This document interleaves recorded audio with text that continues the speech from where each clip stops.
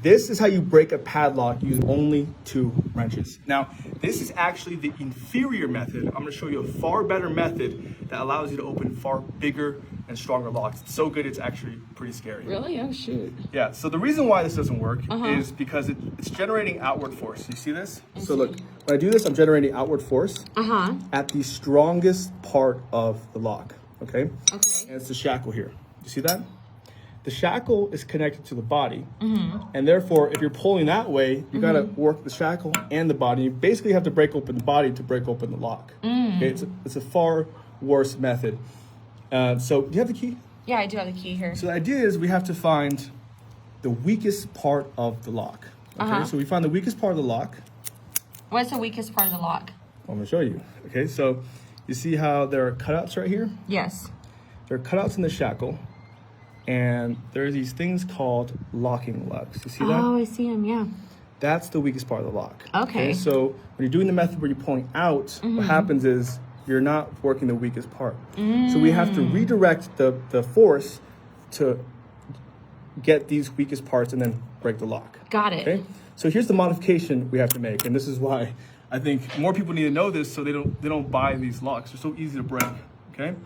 So what you have to do is insert the wrench, move one wrench 90 degrees like this, okay?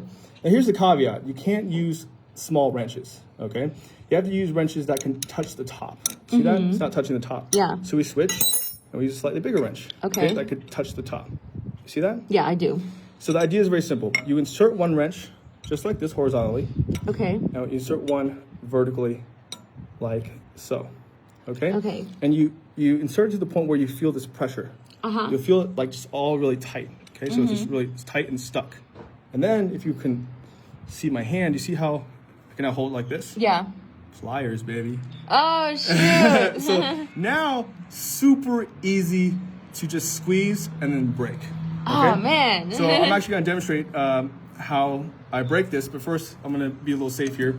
And I'm gonna go ahead and use some goggles. Oh, yeah, I got you. Yeah. There you go. Okay. So let's go ahead and try this. And I don't think it's going to work. I've never it's seen gonna work. this happen It's gonna work. before. Now this is a stronger lock. You know, these aren't the cheap, the super cheap locks. It's pretty strong, and they work on the bigger locks. I just don't have a bigger lock on hand. Have you been practicing? Let me just show you. So you see this right here? It's taut. You ready? Okay. Okay, watch. You see this? Yep, I do. All right, come close. Look at the Okay, lock. Look at the okay. lock. Ready? Yep. And Oh, now, shoot. just like that. See that? Oh, whoa. Oh, I got What? a little. See how it just popped up a little bit?